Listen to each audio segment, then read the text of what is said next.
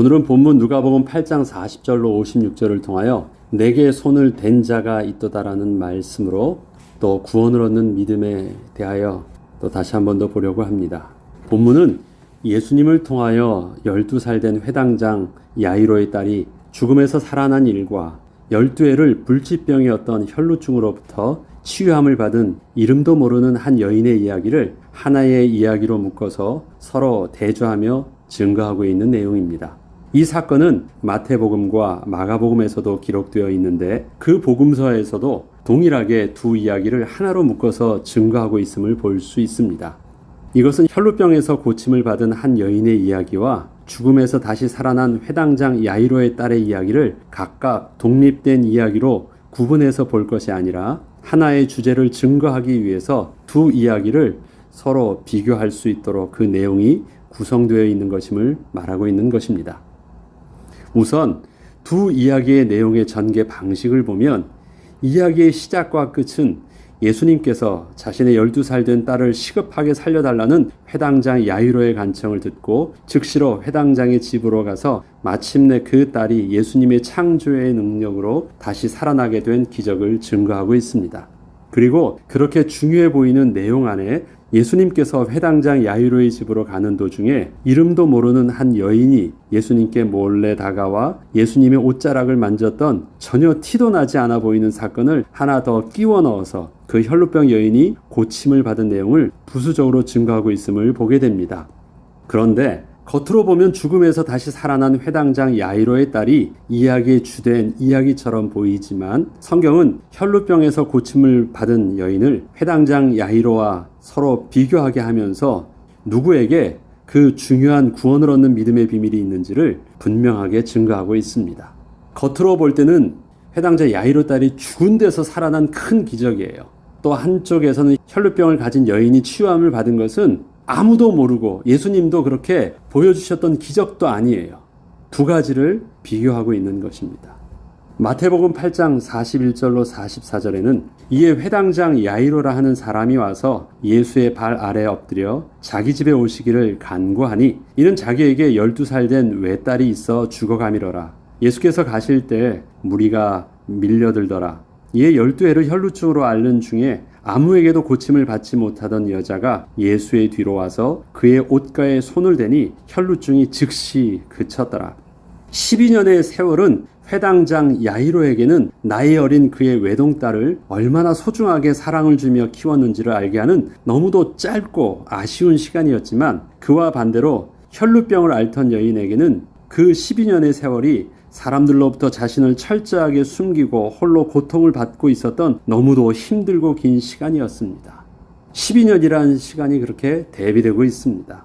그런데 지금 사람들의 눈에는 많은 사람들의 관심과 사랑을 받고 있던 어린 딸이 생사의 기로에 있는 모습은 보이지만 겉으로는 전혀 이상이 없어 보이는 한 여인의 모습은 전혀 볼 수 없기에 이 상황에서 사람들의 관심은 그 시급성과 중요성의 가치를 따져볼 때 회당장 야이로의 딸의 문제를 해결해야만 하는 것에만 관심이 집중될 수밖에 없는 것은 당연해 보였습니다. 겉으로 드러난 게 지금 야이로의 딸의 모습밖에 없습니다.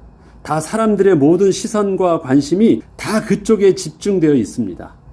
또한 유대인 사회에서 회당장이라는 위치는 존경받는 위치요, 모든 사람들에게는 잘 알려진 위치입니다. 모든 유대인 사회의 그 신앙과 삶의 공동체의 중심은 회당에서 이루어졌기 때문에 그 회당장이라는 것은 모든 사람들이 다 잘 알고 있는 늘 얼굴을 바라보는 사람입니다.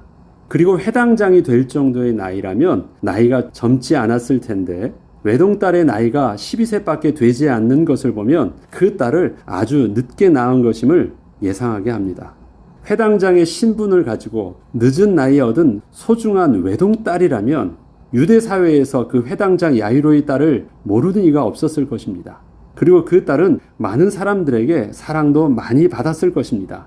성경은 그 딸이 죽었다는 소식을 들었을 때의 상황을 이렇게 묘사하고 있습니다. 오늘 본문 마태복음 8장 52절로 53절을 보면 모든 사람이 아이를 위하여 울며 통곡하였다라고 말합니다.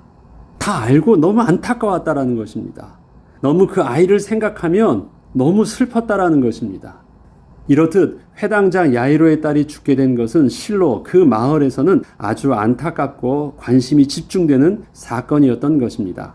이에 반해서 12해를 혈루병으로 고통받던 여인은 자신의 병이 남들에게 알려져서 부정한 여인이라 소문이 날까 염려하므로 남몰래 자신을 고쳐줄 그 의사를 찾아다니며 홀로 그저 그렇게 고통 속에서 살고 있었을 뿐이었습니다. 아무에게도 자기에 있는 이 혈루병을 말할 수조차 없었어요. 그거는 다른 사람들에게 부정하다고 역임을 받는 병이었고, 그렇다면 사람들이 자신을 그렇게 다 피할 수밖에 없는 병이었기 때문에 홀로 끙끙 속으로만 앓고 힘들어하던 병이었습니다. 이러한 여인의 병을 남몰래 숨기고 있었기에 만약에 자신의 병이 고침을 받는다고 해도 그 사실들을 사람들에게 알리며 자랑할 수조차 없었습니다. 그렇기 때문에 지금 예수님께 병을 고침을 받는다고 해도 막 내가 병 고침을 받았다고 그렇게 광고할 내용이 아니었습니다. 그렇게 자기 안에 숨겨져서 들어왔던 홀로의 아픔이었고, 또 그렇게 남모르게 들어가서 자기에게는 여전히 아무 일도 없었던 것 같은 그런 일이었습니다. 이러한 상황에서 둘 중에 누구의 이야기가 더 예수님의 그리스도 된 사실을 모든 만방에 효과적으로 드러나게 하며 증거하게 할까요? 내용을 보면 어느 것이 예수님이 복음 전파에 더 효과적이겠습니까? 겉으로 보면 그 유력한 회당장의 딸을 살린 일일 것입니다. 모든 사람들이 다 관심을 가지고 한 곳에 집중되어졌던 그 사건일 것입니다. 그런데 예수님께서 이 두 사건을 통해서 드러내 보이려고 하셨던 것은 회당장 야이로의 딸의 사건이 아니었다라는 것이 중요한 것입니다. 마태복음 8장 42절로 46절을 보면 내게 손을 댄 자가 누구냐라고 예수님께서 아무에게도 관심이 없었던 그 상황 속에서 딱 문제의식을 꺼냅니다. 예수께서 가실 때 무리가 밀려들더라. 이에 12해를 혈루증으로 앓는 중에 아무에게도 고침을 받지 못하던 여자가 예수의 뒤로 와서 그의 옷가에 손을 대니 혈루증이 즉시 그쳤더라. 예수께서 이르시되 내게 손을 댄 자가 누구냐 하시니 다 아니라 할 때 베드로가 이르되 주여 무리가 밀려들어 미나이다. 예수께서 이르시되 내게 손을 댄 자가 있도다. 지금 당시의 상황에서 드러난 가장 중요한 관심사는 다 죽게 된 회당장 야이로의 딸이 죽기 전에 예수님이 빨리 가셔서 그 딸을 살려내는 것이었습니다. 그런데 수많은 무리들이 예수님 앞으로 밀려오는 상황에서 그 무리들을 제치고 회당장 야이로의 집으로 빨리 가는 것은 그렇게 쉽지 않은 일이었습니다. 밀려드는 무리들의 공통의 관심사는 어떻게 해서든 예수님의 얼굴을 가까이 대면하여 자신도 예수님으로부터 기적을 체험받기를 원하는 사람들이 대부분이었습니다. 이러한 상황에서 예수님이 수많은 무리들 틈에 끼어서 밀쳐지고 있는 모습은 어쩌면 피할 수 없던 일이었습니다. 그런데 예수님께서는 수많은 무리들이 그렇게 자신을 건드리고 있는 상황에서 한 사람의 특별히 다른 만짐을 느끼셨다는 것입니다. 수많은 무리들의 접근과는 다른 특별히 다른 의미 있는 다가옴을 지적한 것이었습니다. 내게 손을 댄 자가 누구냐? 지금 다 예수님께 나와서 밀쳐지고 마치고 있는데 분명히 내게 의미 있게 손을 터치한 자가 있다라는 것입니다. 이러한 예수님의 질문은 제자들의 입장에서는 조금 황당하게 느낄 수도 있는 말씀이셨습니다. 베드로는 예수님께 무리가 밀려들어서 그런 것이지 특별히 다른 것은 없습니다. 걱정하지 않으셔도 됩니다. 예수님 그렇게 화를 내시지 않으셔도 됩니다. 이렇게 말씀드리며 예수님께 간단히 설명을 드렸지만 예수님께서는 거듭하여 내게 능력이 나간 것을 알기에 내게 손을 댄 자가 분명히 있도다 라고 말씀하시며 그렇게 자신에게 특별하게 접근한 사람을 찾도록 하신 것입니다. 사실 따지고 보면 예수님께 나아오는 수많은 무리들은 모두 다 예수님의 은혜를 구하는 공통의 관심사가 있었습니다. 갈급한 마음으로 예수님께 다 다가온 것입니다. 그렇지만 예수님께서는 그렇게 나오는 그 무리들 속에서 단 한 사람만의 다른 접근에 특별한 관심을 보이신 것입니다. 다 그렇게 예수님께 나오잖아요. 다 그렇게 예수님을 소중하게 여기며 갈급해하고 있잖아요. 그런데 그 중에서 예수님께서는 딱 한 사람의 접근에만 특별한 관심을 보이신 것입니다. 이것은 지금 우리의 신앙생활에서도 어떠한 마음과 또 어떠한 모습으로 주님 앞에 나아가야 하는지를 깨닫게 하여 주십니다. 단지 육신적 갈급함을 채우기 위해서 무조건 열심으로 주님 앞으로 나아가기만 하면 되는 것이 아님을 보여주시는 것입니다. 예수님께서는 분명히 다른 믿음이 있다라고 말씀을 하십니다. 누구나 예수님께 기도하고 누구나 하나님 앞에 나와서 예배할 때는 하나님의 은혜를 구합니다. 하나님의 응답을 구하고 간절히 기도를 합니다. 예수님께 나오는데 누가 예수님께 해하려고 나온 사람이 어디 있어요? 교회에 나올 때는 다 하나님의 은혜를 구하고 그렇게 자기의 시간과 자기의 물질을 바치면서 다 교회에 나오고 교회에 봉사도 합니다. 그런데 예수님께서는 그렇게 나온 많은 사람들 속에서 동일하게 그들을 바라보지 아니하시고 그들 속에서 구원을 얻는 특별한 믿음을 주님은 관심 있게 보신다는 것입니다. 지난 시간에 말씀드렸던 백부장의 믿음도 마찬가지입니다. 다르다라는 것이에요. 그가 비록 이방인이었어도 그가 하나님의 저주를 받았다고 지금 많은 사람에게 정죄를 받고 있는 불치병에 걸린 혈루병을 가진 자라 할지라도 예수님께서는 사람이 어떠한 사람이고 누구인지는 신분에는 상관이 없으시고 내게 다가올 때 어떠한 믿음을 가지고 내게 다가오느냐, 예수님은 그것에 분명한 관심이 있으시다라는 것입니다. 마태복음 8장 46절로 48절에는 따라 내 믿음이 너를 구원하였다, 평안히 가라라고 말씀하시며 다른 믿음이 어떤 것인지를 분명하게 보여주셨습니다. 이는 내게서 능력이 나간 줄 알미로다 하신데 여자가 스스로 숨기지 못할 줄 알고 떨며 나와 엎드려 그 손댄 이유와 곧 나은 것을 모든 사람 앞에서 말하니 예수께서 이르시되 따라 내 믿음이 너를 구원하였으니 평안히 가라 하시더라. 우리가 볼 때에는 특별히 다른 사람이 아무도 없는 줄 알았지만 오직 당사자와 예수님은 그 특별한 만남을 서로 주고받을 수 있었습니다. 많은 사람들은 아무도 몰라요. 특별한 의미로 다가와서 예수님을 터치했던 그 여인도 알 수 없었고 또 예수님도 그렇게 느끼셨는지 아무도 몰라요.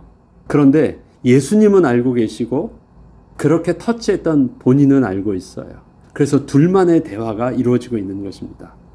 여인이 더 이상 숨길 수 없어서 자기가 어떠한 의미를 가지고 예수님께 나아갔고 그 의미를 가지고 예수님을 접근했을 때 자기에게 어떠한 그 믿음의 증거가 있었는지를 말해 주었습니다.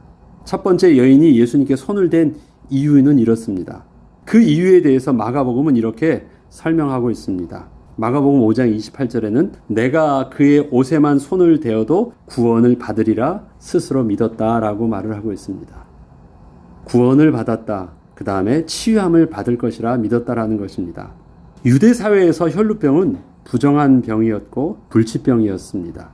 이것은 유대인의 율법적 사고방식에서는 불치병이란 하나님께 저주를 받은 것을 의미했고 그러한 하나님의 저주는 죄를 지었기 때문이었습니다.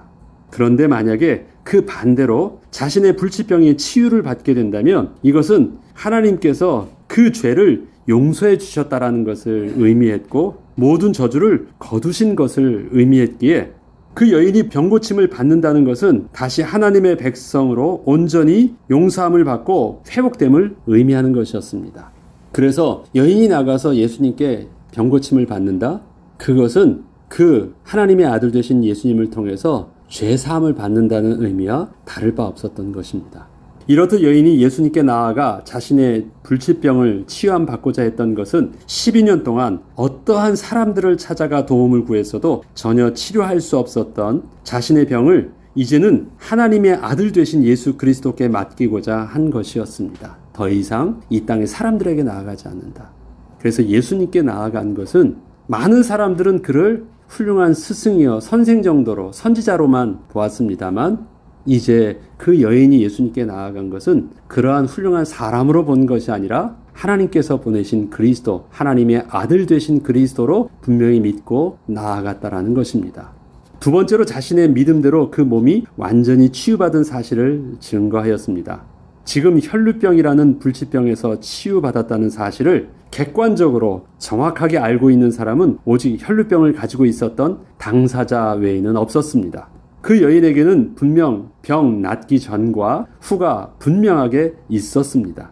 다른 사람들은 그 사실을 객관적으로 볼 수 있지 못했기에 예수님께서 그 여인의 병을 고치셨다는 것이 그렇게 특별한 감동으로 올 수 있는 상황은 아니었고 예수님께서 혈루병자를 고쳐주었다는 소문이 그렇게 효과적으로 퍼져나갈 수 있는 상황도 아니었습니다. 그냥 여인이 혼자 말하고 있는 내용이었잖아요. 예수님이 특별히 이 여인이 혈루병이 있다라고 말하고 내가 고쳐줄게 다 모든 사람들에게 광고하고 그렇게 말해준 것도 아니었습니다. 여인이 자기가 혈루병이 있으니까 고쳐달라고 하면서 예수님께 나와서 고백한 것도 아니었습니다. 겉으로 보면 아무 일도 일어나지 않은 사건을 그냥 예수님께서 그 여인에게 찝어서 말씀하시고 그렇게 드러난 사건이었습니다. 이것은 많은 사람들에게 그렇게 객관적인 기적의 사건으로 드러날 수는 없었습니다. 그렇기 때문에 여인에게 있어서는 12년간 해결할 수 없었던 그 불치병이 치유함을 받는 하나님의 창조의 기적을 맛보는 엄청난 감격의 순간이었지만 사람들에게 있어서는 아무런 의미 없이 예수님과 저 여인이 무슨 이야기를 하고 있는 것이지 그저 그렇게 훅 지나가고 있는 내용에 불과했습니다.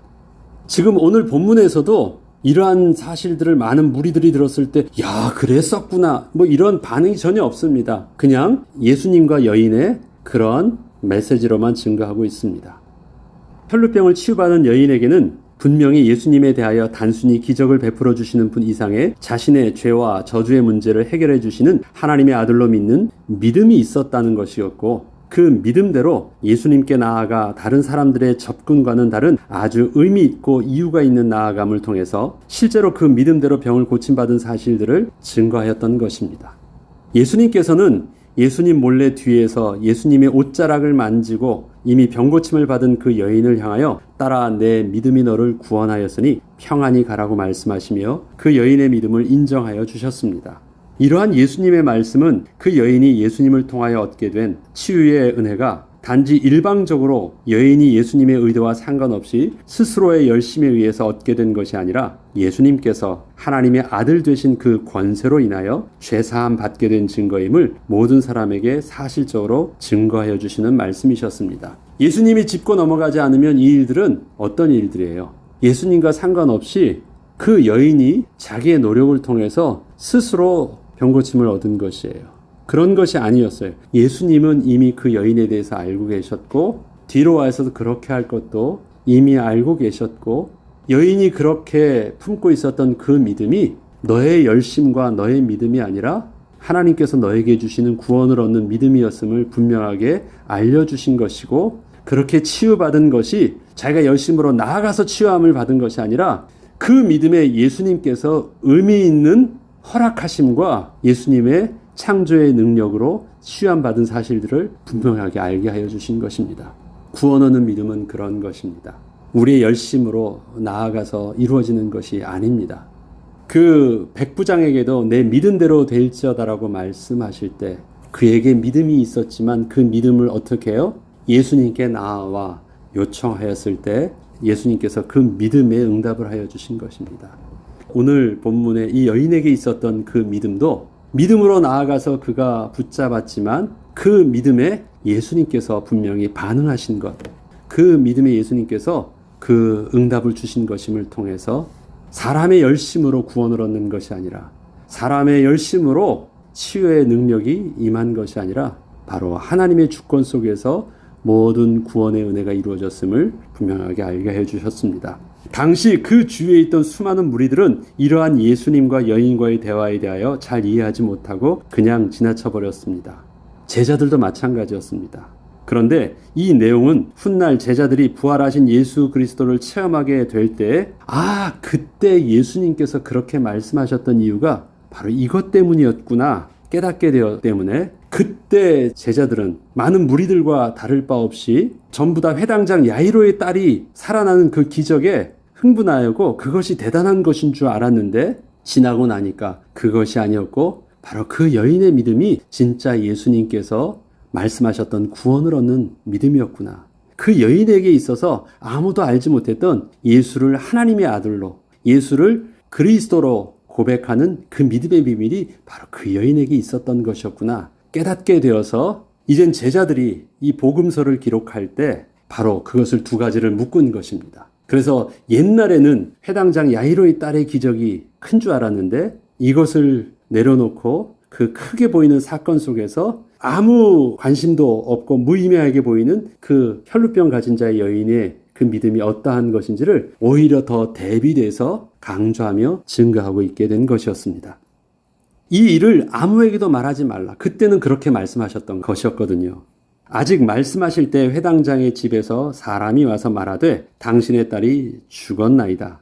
선생님을 더 괴롭게 하지 마소서 하거늘 예수께서 들으시고 이르시되 두려워하지 말고 믿기만 하라. 그리하면 딸이 구원을 얻으리라 하시고 그 집에 이르러 베드로와 요한과 야고보와 아이의 부모 외에는 함께 들어가기를 허락지 아니하시니라. 모든 사람이 아이를 위하여 울며 통곡하매 예수께서 이르시되 울지 말라. 죽은 것이 아니라 잔다 하시니 그들이 그 죽은 것을 아는 거로 비웃더라. 예수께서 아이의 손을 잡고 불러 이르시되 아이야 일어나라 하시니 그 영이 돌아와 아이가 곧 일어나거늘 예수께서 먹을 것을 주라 명하시니 그 부모가 놀라는지라. 예수께서 경고하사 이 일을 아무에게도 말하지 말라 하시니라. 현재 시급하게 회당장의 집으로 가던 도중 그 혈루병 여인과의 만남 때문에 시간이 지체됨으로 인해서 결국 회당자 야이로의 딸이 죽었다는 소식을 가던 길에서 모두가 접하게 되었습니다. 이젠 너무 늦은 것입니다. 이러한 죽음의 소식은 더 이상의 희망이 없이 다 끝난 것을 의미했기에 그나마 한 줄기 희망으로 붙잡고 있던 예수님의 치유의 손길도 이제는 더 이상 필요 없게 되었다고 무리들은 생각을 하게 되었습니다. 이렇게 모든 것을 포기하고 있던 사람들과 그 딸의 부모에게 예수님께서는 두려워 말고 믿기만 하라 하시며 딸이 죽은 것이 아니라 잔다고 말씀을 해주셨습니다. 그러나 딸이 잔다는 예수님의 말씀은 수많은 무리들에게 오해를 주기에 충분한 말씀이셨습니다. 사실 죽은 것이 확실한데 그래서 사람들은 죽었는 줄 알고 비웃고 있는데 이렇게 잔다라고 말씀을 해놓으셨으니까 사람들은 죽었다라는 소식들을 다 듣고 죽은 줄 알고 통곡하고 있는데 예수님이 딸이 있는 방 안으로 들어갔다가 나올 때 땅에 손을 잡고 나왔다고 한다면 어떻겠어요? 진짜 예수님 말씀대로 죽은 것이 아니라 자고 있었나 보네? 그렇게 생각할 수밖에 없었던 내용이었습니다. 그리고 예수님은 이 말씀에 더해서 죽은 아이가 있는 방으로 들어갈 때 모든 무리들은 들어오지 못하게 하시고 오직 베드로와 요한, 야고보와 그 아이의 부모만 들어와 예수님의 창조의 능력을 보게 하셨고 심지어 아이를 살려낸 후에도 제자들과 그 부모에게 이 사실을 아무에게도 말하지 말라 하셨습니다. 이러한 사실은 또한 회당장 야이로의 딸이 죽었다가 살아났다는 그 사실이 수많은 목격자에 의해서 객관적 사실로 알려지기보다 단지 소문만 무성한 이야기로 널리 알려지게 되는 이유가 되기도 하였습니다. 모든 사람들 앞에서 객관적으로 확실하게 보여주셨다면 그리고 확실하게 죽은 것이 맞은 것이라고 말씀하시면서 그렇게 확실하게 죽은 자를 모든 사람들 앞에서 그렇게 살리는 것을 보여주셨다면 어땠습니까? 많은 사람들이 객관적으로 다 보고 증거할 수 있었겠죠. 그리고 혹시 그렇게 보지 못하게 하였다 할지라도 그 부모에게 이 사실들을 이제는 너는 무리들에게 알리라고 말했다면 내가 보았어 라고 하면서 확실하게 증거할 수도 있었겠지요. 그런데 예수님께서는 무리들에게서도 오해할 만하게 그렇게 말씀하셨고 그것을 친히 눈앞에서 목격했던 제자들과 그 당사자 부모 회당장 야이로와 그의 아내에게서도 절대 이것을 함구하라고 말씀하셨던 것입니다. 그러면 남는다는 것은 뭐예요? 소문밖에 남지 않아. 네가 봤어? 아니 그랬었대 라고 말할 것밖에 없어요. 그런데 이것은 예수님께서 그렇게 드러내지 않으려 하셨기에 어쩌면 가장 확실하게 당신의 모습을 알리실 수 있었던 사건을 그렇게 예수님께서 스스로 덮으신 것이었습니다. 예수님이 이렇게 의도하고 하신 것이에요. 아니 그럼 잘 보죠. 아무 관심도 없었던 혈루병 여인의 것은 쓱 지나갈 수밖에 없었던 사건을 굳이 예수님께서는 티를 내게 드러내게 하셔서 그 치유받은 사건을 많은 사람들에게 알게 하셨고 반대로 진짜 드러내면 중요하다고 하는 소문난 사건들을 굳이 그렇게 덮으려 하시고 있는 이유는 무엇일까요? 예수님은 구원 얻는 믿음에 의해서 일어난 기적이 아닌 일에 대해서는 그렇게 중요한 가치를 두지 않으셨다는 것입니다. 그렇다면 수많은 무리들 앞에서 오직 예수님만 보여줄 수 있는 위대한 창조의 능력을 가장 효과가 극대화할 수 있는 상황 속에서 확실하게 드러내 보여줄 수 있는 것 이상으로 더 나은 복음 전파의 방법이 무엇이 있을까요? 인간적으로 보면 그것 이상 더 확실하게 복음 전파를 예수님의 하나님의 아들 되심을 드러낼 수 있는 방법은 없어 보였는데 예수님은 도대체 무엇을 원하셨던 것일까요? 예수님의 복음의 전파는 언제나 우리가 생각하는 그 복음 전파의 효율성과는 정반대이셨고, 사람에 대한 가치 기준도 세상의 가치 기준과 정반대이셨습니다. 사람 볼 때는 이 사람이 유력하니까 더 중요하고, 이 사람은 이방인이었고 천하고 많은 사람들에게 있어서는 정죄받은 사람이었다 생각하는 소자였고 죄인이었는데, 예수님은 그 시선을 어디로 돌리셨습니까? 이방인이었고 또 소자였고 어린 아이였고 죄인이었던 사람들에게 예수님의 시선이 있으셨습니다. 혈루병 여인의 병 고침은 사람들이 볼 때 예수님이 직접 병을 고쳐주셨다는 객관적 증거를 얻기조차 힘든 일이었습니다. 사람들 눈에는 아무것도 일어난 것이 없어 보이는 그저 무관심하게 지나쳐버릴 그러한 순간이었을 뿐이었습니다. 그러나 그 여인의 모습에는 우리가 하나님의 아들 되신 예수 그리스도의 이름을 붙잡고 기도하며 하나님께 나아갈 때 반드시 잊어서는 안 되는 믿음의 비밀이 있음을 놓쳐서는 안 되겠습니다. 사람들 볼 때는 무관심하고 가치 없어 보이는 그 여인 안에 세상을 살릴 구원 얻는 믿음의 비밀들이 있었다라는 것입니다. 하나님을 향한 우리의 기도와 우리의 믿음의 수고는 비록 사람들이 볼 때에는 잘 알아주지도 않고 제대로 알지도 못한다고 해도 예수님은 분명히 알고 계십니다. 예수님은 분명히 그 믿음의 고백과 믿음의 행동과 또 믿음의 기도에 예수님은 관심을 집중하고 계십니다. 때문에 우리의 신앙생활에는 분명하게 구원 얻는 믿음의 영적 비밀이 있어야 하는 것입니다. 예수님께서는 수많은 무리들의 다가옴 속에서도 구원 얻는 믿음을 가진 자의 다가옴을 정확하게 알고 계십니다. 아무도 날 모르는 순간에도 오직 예수님은 나의 믿음을 보시고 있으며 반드시 그 믿음에 응답을 해 주실 것입니다. 은밀히 오늘도 내가 하나님께 드리는 그 기도에 하나님이 응답해 주시는 믿음을 우리는 그래서 담는 것입니다. 큰 소리로 하지 않아도 됩니다. 열심으로 나 좀 봐주세요 몸부림치지 않아도 됩니다. 너무 부끄럽고 나의 부정함 때문에 혹시 예수님 앞으로 얼굴을 보지 못하고 몰래 숨어서 예수님의 옷자락만 만진다고 할지라도 예수님은 다 알고 계십니다. 많은 무리들 속에서 예수님은 자기 백성을 전혀 잃지 않으십니다. 저와 여러분의 은밀하게 드리는 기도와 저와 여러분의 아무에게도 알릴 수 없는 그 마음의 애통함의 기도가 또 그 마음의 소원이 예수를 나의 구주로 알고 약속하신 예수님의 이름으로 하나님께 나아가 기도할 때 하나님께서 응답 주신 줄 알고 기도할 때 예수님은 우리의 기도에 응답하여 주시고 나라 내 믿음이 너를 구원하였다 위로하여 주실 것입니다. 그 은혜의 비밀을 붙잡고 응답받는 저와 여러분 되길 주의 이름으로 축복합니다. 기도하겠습니다. 하나님 아버지, 하나님은 세상의 가치와 세상의 요란스러움과 세상의 열심에 관심이 없으십니다. 하나님의 관심은 오직 누구에게 예수를 그리스도로 고백하며 하나님의 아들 되심을 고백하며 그 예수를 붙잡고 있는가를 바라보고 계십니다. 하나님 우리에게 주는 그리스도시요 살아계신 하나님의 아들이심을 고백하게 하셨고 약속의 말씀을 붙잡고 나의 구주로 나의 주님으로 영접하게 하신 주의 은혜를 감사드리며 또 그 은혜를 붙잡고 이제는 또 주 앞에 나아가 기도합니다. 아무도 모르는 내 안에 해결할 수 없었던 불치병과 같은 어려운 문제들, 아무에게도 말할 수 없었던 그 부끄러움과 아픔들을 이제는 주님께 내어놓고 주의 도우심을 구합니다. 은밀히 다가와 주 앞에 구할 때 세밀하게 다가와 나라 내 믿음이 너를 구원했다 말씀하시는 위로의 음성을 이제는 2023년도 주 앞에 나아갈 때마다 듣게 하시고 그 응답으로 누리게 하여 주시옵소서. 우리가 주 앞에 드리는 수고와 열심과 봉사가 그런 믿음의 수고와 기도와 또 헌신이 되게 하시고 그 헌신 속에 구원 얻는 믿음의 응답을 온전히 누리게 하여 주옵소서. 감사드리며 우리 주 예수 그리스도 이름으로 기도합니다. 아멘.